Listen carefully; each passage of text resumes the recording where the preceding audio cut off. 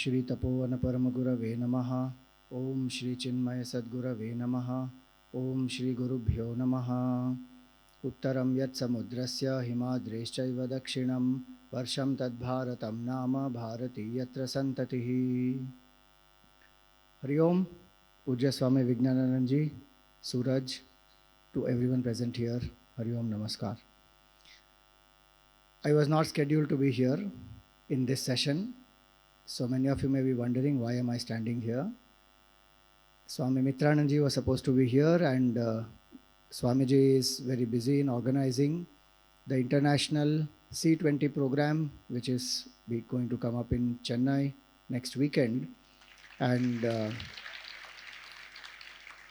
so far, I think 14 places the C20 seminars have happened across the country, and Swamiji has initiated these also and has been traveling in all these places, guiding everywhere.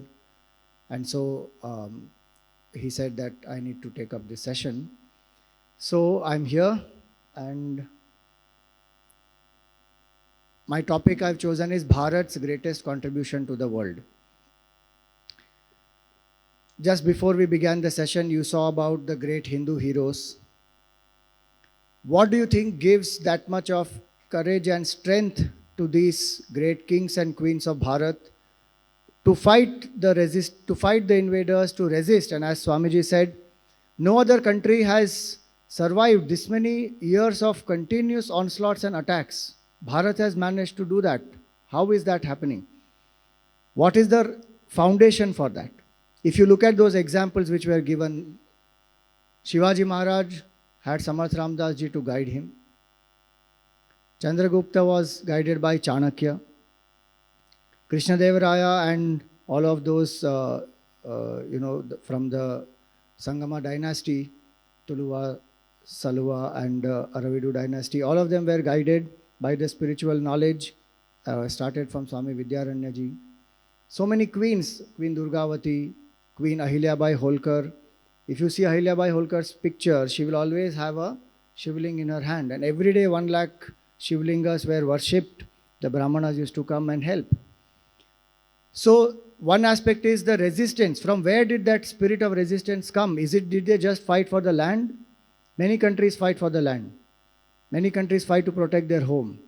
But what brings that strength is that spiritual knowledge that all these great masters and the great queens had, the great kings had. Swamiji also spoke about economics and Angus Madison, his research. So from first millennium to 1998, whatever research was done, up to the 18th century, China and India were competing between each other for the world GDP. It is the Industrial Revolution which changed many, many things. So what was the big contributor even there? Spiritual knowledge, when it was higher in this country, whenever spiritual knowledge was at its peak, at that time our economic prosperity was also at its peak. See the research. This is not some emotional statement that I am making. Even China, the Chinese culture was such a great culture. Where it has gone to now and how much the culture has declined, you think about that. And where we are today as a country and what our view of spirituality is, our view of our sanatana dharma is, we have to introspect and we have to think that which is the foundation of our culture and country. Swamiji said Gurudev used to use the word, distinct national culture. What is the distinct national culture of Bharat? Every country has a specific identity. If you say China today, the identity is manufacturing. If you say America today, the identity will be performance. If you say Japan today, it will be efficiency, it will be quality. What is the identity of Bharat?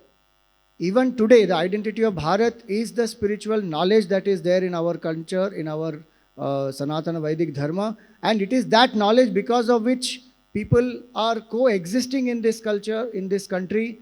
People who have been persecuted across the world have come into this country, and we are living here because of this beautiful Sanatana Dharma, because of the accommodativeness, because of the vision of oneness that this culture has.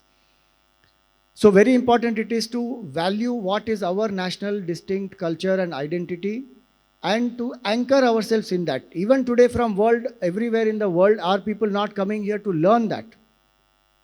And they come here to learn it, they package it, they sell it, and we buy those things coming to us from there. I remember in Mumbai, about 15 years ago, Stephen Covey, when he wrote the first book, 7 Habits of Highly Effective People, very, very famous book. Many people read it, inspired many people, many workshops, etc. Trainers got trained. Then he wrote the 8th Habit. And when he wrote the 8th Habit, he came to Mumbai. There was a seminar in the Trident in South Mumbai. And many people whom I know had gone to attend that seminar. And he did that entire seminar on the 8th Habit. And when at the end, you know what he said?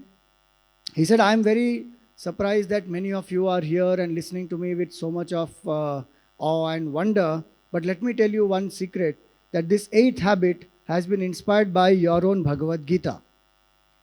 And to listen to that, people were paying in lakhs and sitting there. Not that one should not go to a seminar like that, but somebody who is coming to our country has learnt our books and is repackaging it and giving it back to us.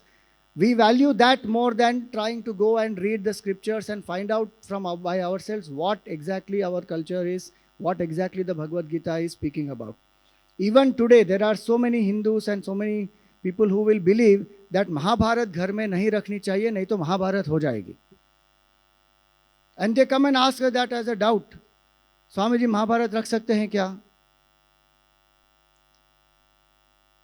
But all other types of books they will keep, in which there will be war, there will be violence, there will be all kinds of things. That time they don't think that, okay, any of these can create some conflict in our house.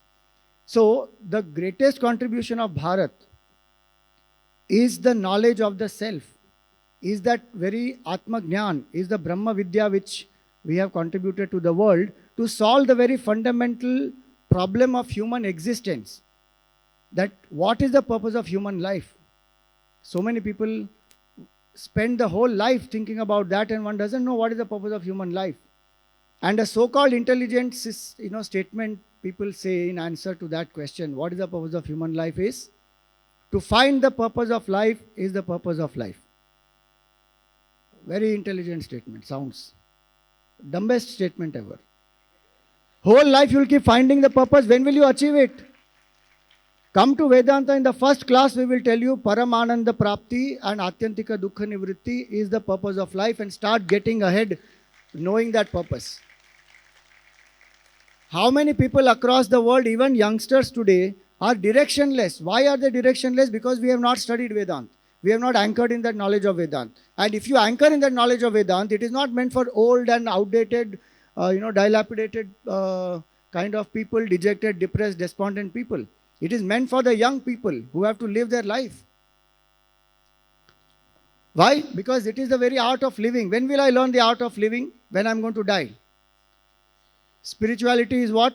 The post-retirement plan for so many people.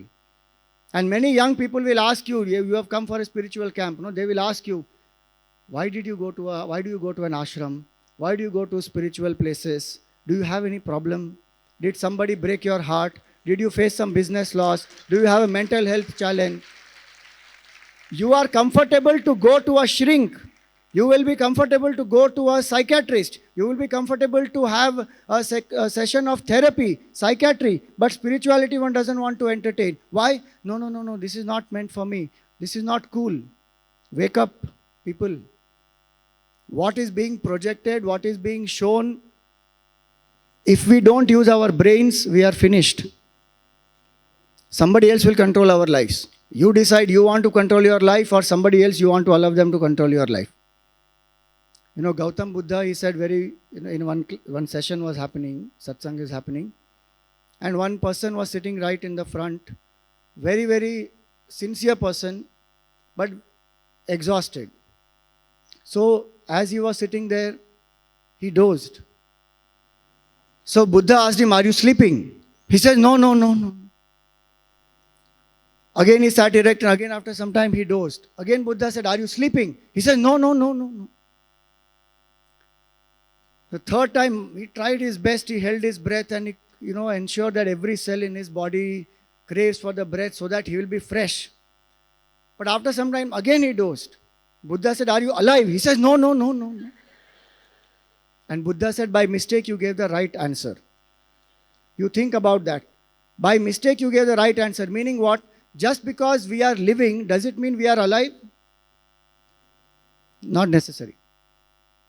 What Swamiji spoke about, that who are our role models? What do we value? What is our purpose in life? What is our aim in life? To what our potential and channel, our thoughts are channelized. At the faster we get that clarity, the faster we get an altar of dedication, the better it will be for us and for our country. We cannot afford to be directionless as the youth of this country. We can keep boasting that, India is the youngest country, and today, recently we have even overtaken China in population. But what is the power of that youth if we are not able to give that direction?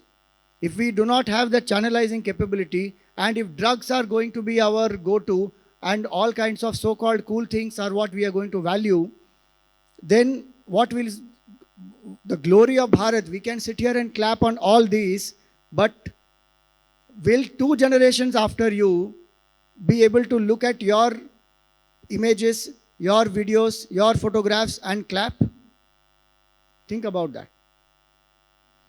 Bharat and Bharatiyas are those who live in the land of light, who entertain that knowledge as the goal of life.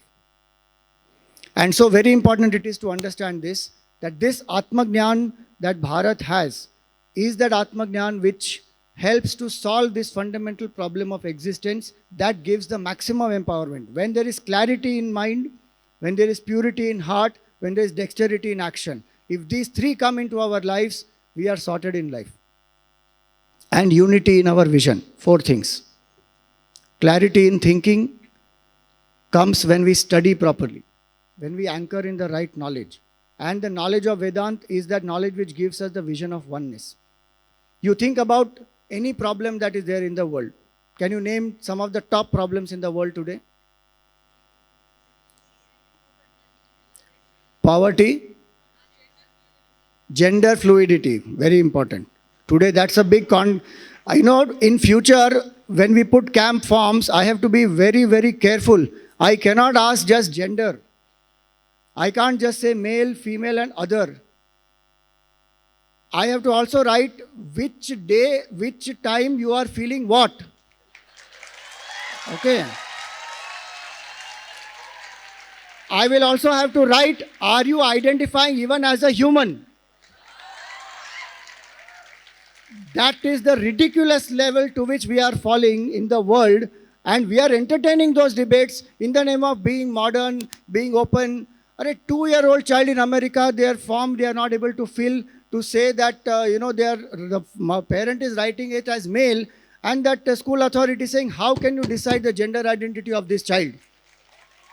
That is America, which is our role model. You think about all this.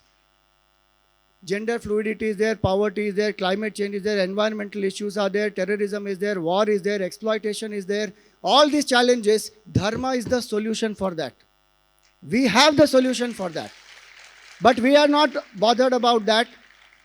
The world told us we are primitive people because we were worshipping nature, and today they have an ecological challenge and environmental crisis in the whole world. Why? Because their view of the world, now that terminology, world view.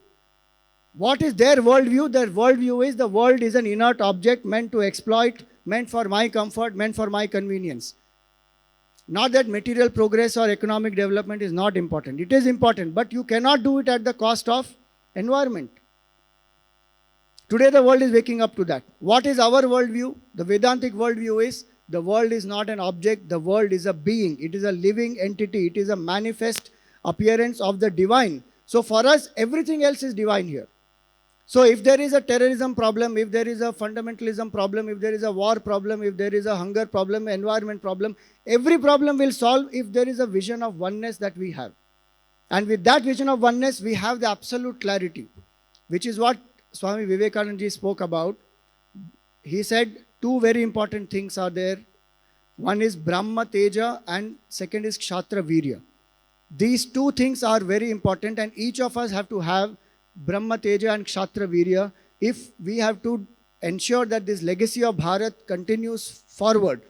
You have to decide whether you are the generation which will take forward the legacy of Bharat, or you will be the generation which lets down the legacy of Bharat. Each generation, like Swamiji said, 113 generations have fought to preserve this legacy, given up their lives to ensure that this legacy not only continues, thrives, and it continues to grow. It is not in the museums.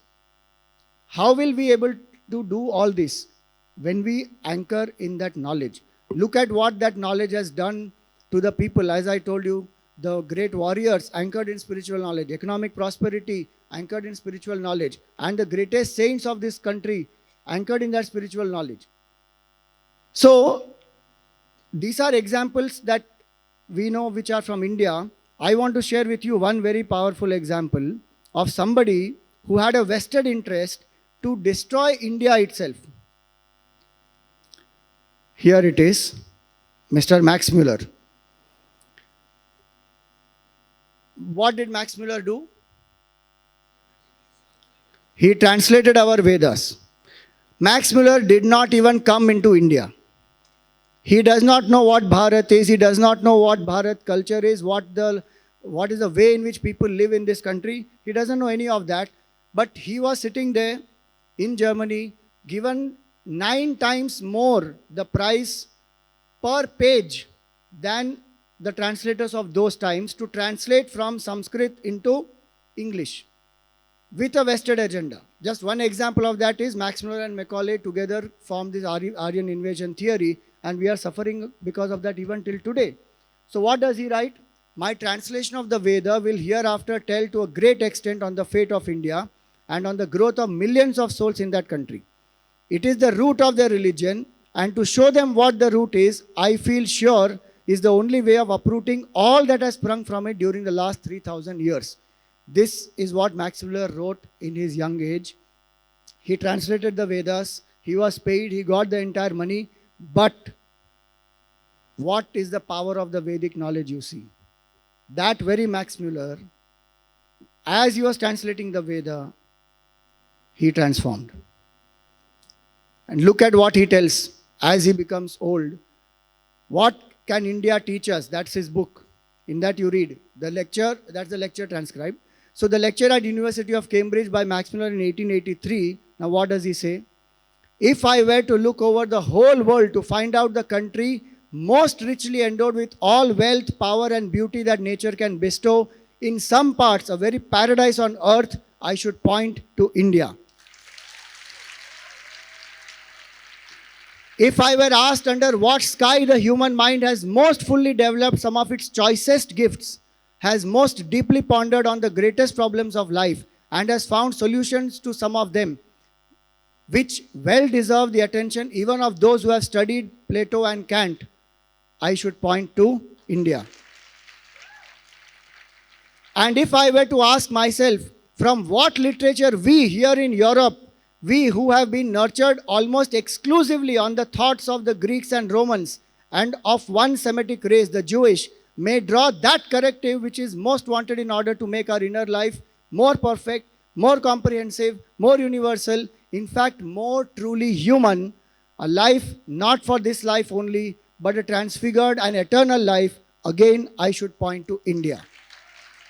This is the power of our Vedic literature, that the man who translated it with a vested interest, he spoke to the British, he said, you take away all the money, I don't want this money, but please do not print this. He transformed. That's the power of our knowledge. So it's not only people here, we may say that, okay, these are our people's examples, but this is the example of a person who had that vested interest. So it's very important for us to anchor in this spiritual knowledge. I want to share here one beautiful video of Gurudev, which is on the last verse of the Bhagavad Gita. Have we shown this any time? Not yet. Okay. Ready to act. Not merely saying that only I am ready to act, but tomorrow, next month, procrastination. Yatra partho dhanuttara, tatra there. There where there is Krishna representing the higher values of life and Arjuna representing the dynamic readiness to act in the world outside, tatra there, Shri, prosperity, Vijaya, victory, Bhuti, progress, Dhruva Niti, Niti, policy, Dhruva Niti, firm, steady, progressive, creative policy. Matir Mamaditi is my opinion. Meaning, I am not asking you to accept it. But this is my opinion. Mere readiness, physical level, with all the modern equipments is not sufficient to create prosperity and joy in the human community. I mean, you are all lived through it. The last war clearly shows, is it not? Hitler had showed it.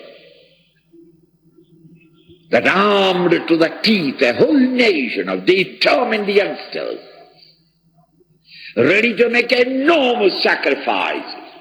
They could only ultimately break down the moral core of the world and bring down humanity to the present state of valueless existence, confused and confounded. Think. Oh, philosophy. Subtle philosophy. And everybody going to the Himalayas, sitting in utter meditation. That tragedy of the Hindus in India would happen historically. Everybody sitting back, only saying it's all prarabdha. Alexander has come, never mind, prarabdha. Muslims are come and ruling over the country, never mind. That is all happens. Bhagavan will protect you. Govinda, Krishna, Krishna, and in the name of the Krishna take a little more prasadam. That is all. That's purely spiritual. You cannot live in this world.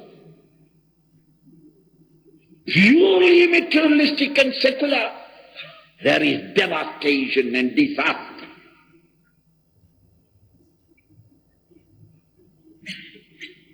Spiritual values and higher principles in you, and we are all ready to work for the benefit of the country and the society. Cultured people, healthy in their values and ideas, when they work, that nation or community shall have. See that second line? Shri, prosperity. Vijaya, victory. Bhuti, progress. Dhruva Niti, steady and righteous policy. This last verse of the Bhagavad Gita raises the status of the whole Gita. That it has got a message, political and economic, for the social survival, not of the Hindus, but of the entire mankind. This is equally applicable in American politics as well as in Russian politics or Chinese politics. It is a beautiful lesson for the leaders of mankind in all climes, all colors and systems.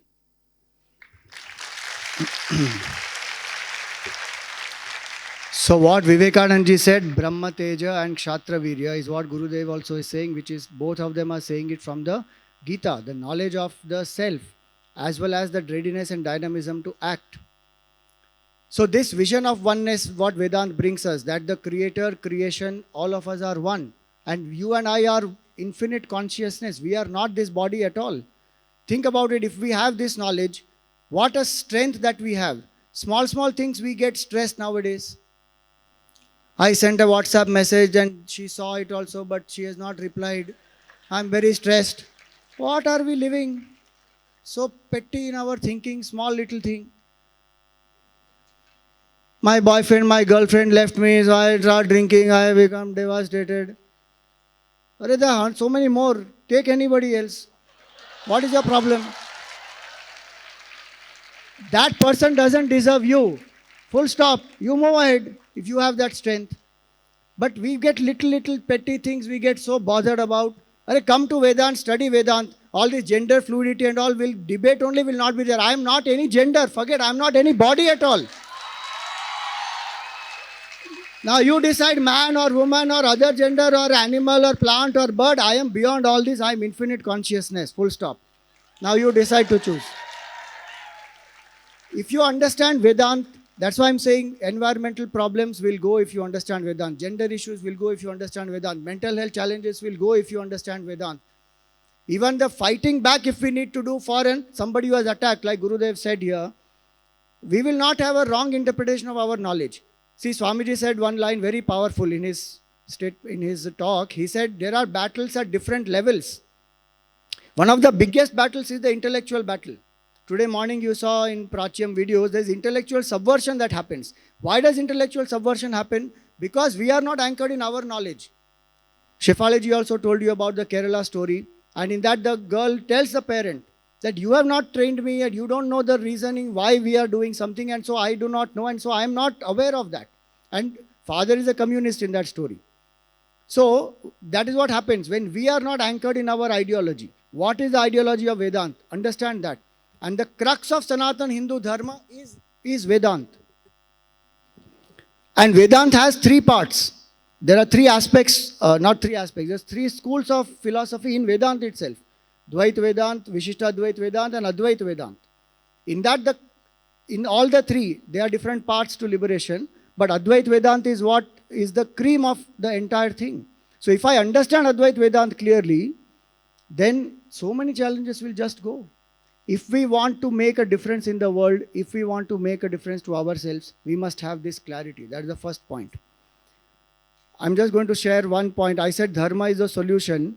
Dharma word does not mean religion. Dharma word means that which integrates, upholds, binds, unites. What will uphold, integrate, bind and unite is love. And where does love arise? Love arises when there is oneness. In this camp itself you will see.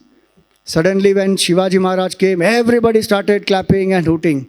Suddenly when, Krishna Deva Raya comes, that people who are from Karnataka, they will start clapping. Even outside when you go, Andhra group will be there, Kerala group will be there, people will come together. Why? Because there is a certain oneness, there is a certain bonding they feel. So where there is oneness, there you will see love. And where there is love, you will see that there will be the attitude to serve. When we want to speak about universal love, the universal vision of oneness has to come. People think that religion will divide. Please do not say that all religions are the same. That's a very, very ignorant statement. All religions are not the same. Yesterday in the play it was explained clearly, so I won't go into the details. We cannot equate Abrahamic religions with Sanatana Hindu Dharma. First and foremost, stop doing that. Vedic Dharma is very different. Open the books and study, then you will understand. So from vision of oneness, and what is that vision of oneness? That the self in us is the self in all.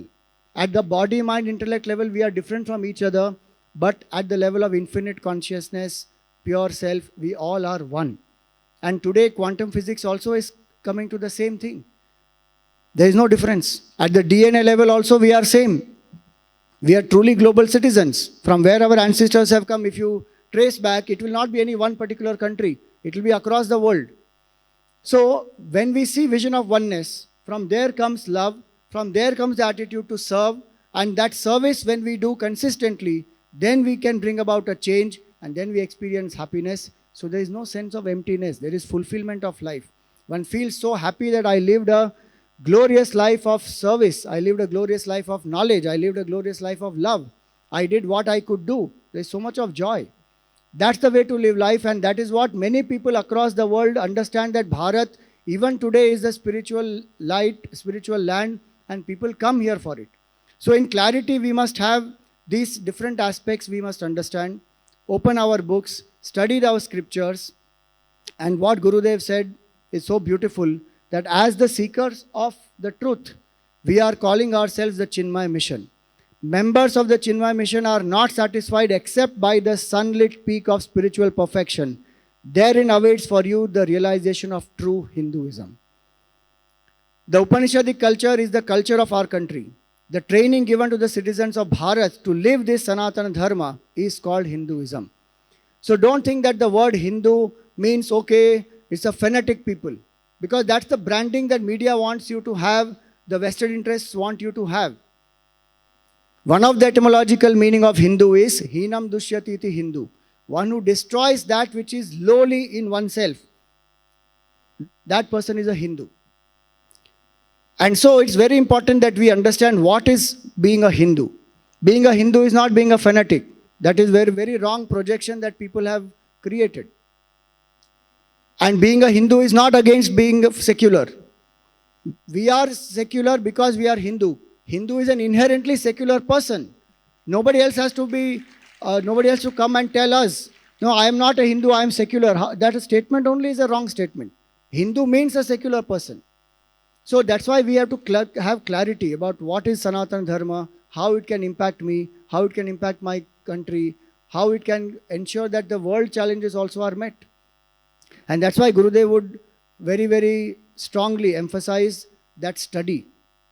In some places, he has even said that chicks who don't study are not chicks. Chicks means CHYK, Chinmaya Yuva Kendra member. Okay? So that Chinmaya Yuva Kendra member, if you are a member of Chinmaya Yuva Kendra or a Chinmaya family, study is the basis. We are a knowledge-based organization. And like Gurudev said, if knowledge alone is there, that is not enough.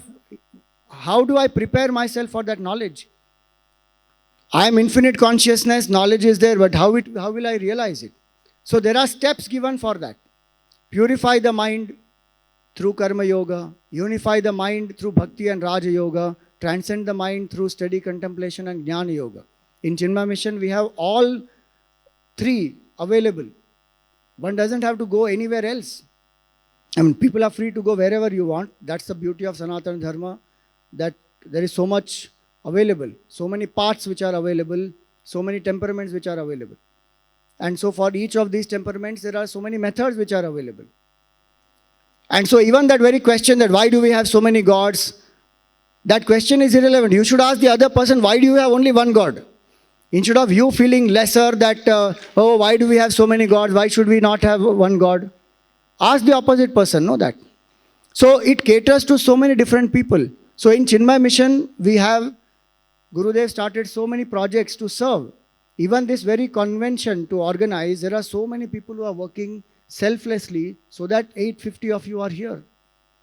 So when you go back to your centers, get associated with some Chinmaya Yuva Kendra class, attend some talks of Chinmaya Mission Swamis, Brahmacharis, Acharyas, find out books, read them, get spiritual knowledge. If you find that difficult, suppose some facilities are not there in a center, our Chinmaya International Foundation has courses, basic Vedanta course, advanced Vedanta course, Bhagavad Gita course, Upanishad course, many courses are also there. So please go through those, join, get clarity. Purity of mind comes when we serve.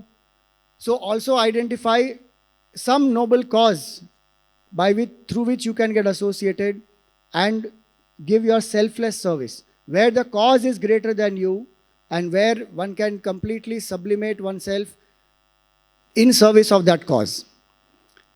Gurudev started many things to revive Sanatana Dharma. He said this, that if among the intelligent and the educated we watch an almost complete breakup of character, it is the nation's cultural bankruptcy at this moment that is the cause of it. And so one of the things that he was very passionate about is the revival of Sanatana Hindu Dharma. Ours is not a program of political and economic revival, though it is an important aspect, like Swamiji said, but our organization is focused on knowledge and that knowledge of Sanatana Vedic Dharma. So cultural revival is our goal. Our speciality is to discover in each Hindu an integrated inner personality with courage to live its Rishi culture. To create a strong army of spiritually enlightened soldiers. These are the very powerful words. Spiritually enlightened soldiers who would march out into the world with dashing courage. This is not passive spirituality. Dashing courage and speak words of divine enthusiasm for others to emulate and even stand up for causes when we are being attacked. And also he spoke very passionately about Bharat as a country. He himself was a patriot who fought for the freedom of the country and whole life he served. So he said, to forge and evolve out of our population a healthy, vibrant, creative people is the work of the mission. Chinmaya mission must thus inaugurate the birth of the nation and its early education. So he gave us very many causes. He started so many rural development programs. He started so many research centers, schools, hospitals, many things like that. So it is not just a spiritual organization giving knowledge, but also giving methods to purify the mind, to gain the knowledge, to experience the knowledge. He built so many temples across the world, not dedicated to one particular deity, different types of temples across the world, different deities, because all of them are appearances of one form. So learn to identify certain spiritual practices that will unite the mind, that will unify the mind. Study is one aspect, sadhana is another aspect. One has to do sadhana regularly, daily, and transcend the mind through steady contemplation. So I want to leave you with this T20 formula. Right now there's T20 IPL going on. What is the T20 formula? Every day, study for 20 minutes, study the scriptures, meditate for 20 minutes, and please do japa or use a form. Very important. Those people who say formless meditation and all that, that is all living in hallucination. Very, very few people are ready even for that formless meditation.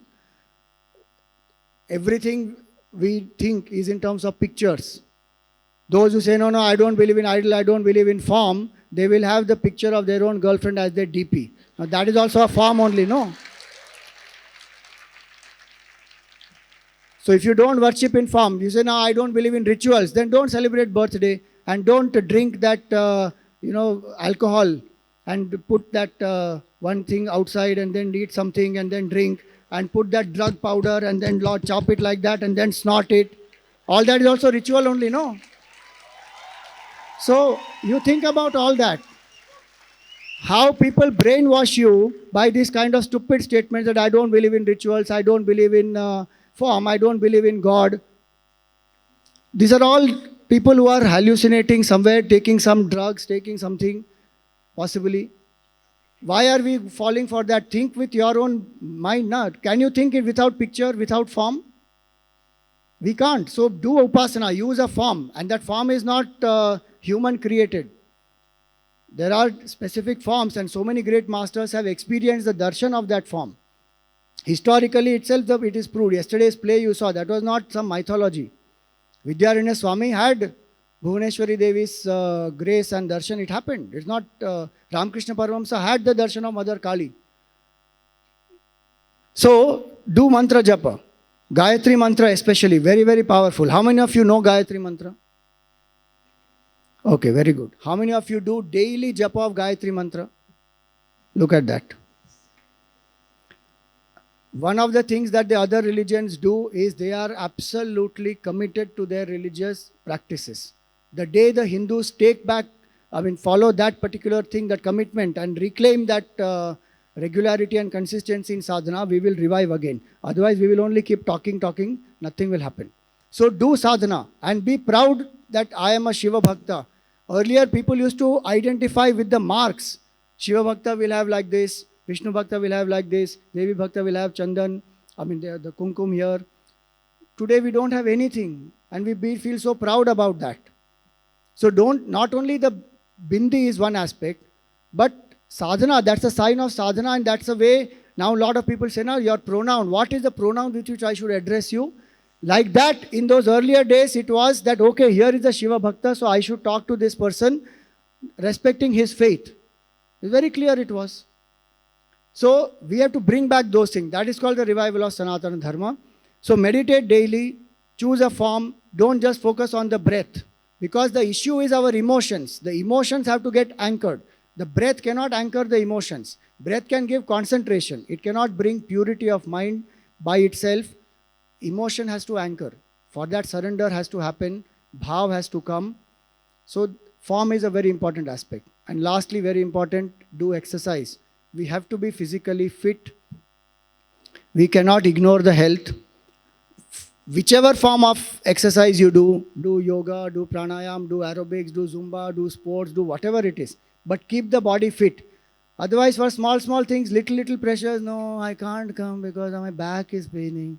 I have fever. I have headache. Young people, if you have to be a cultural warrior, you have to be strong. You have to be a Vedantic warrior, spiritual warrior, cultural warrior. All that has to happen. So let us follow this, study, meditate, exercise. And each individual, when we transform in this way, what Gurudev spoke at the UN, that will finally happen. The world perfection through individual perfection. The world can only be changed by the spiritual unfoldment of each individual, not by political revolution, but by spiritual evolution. Thank you.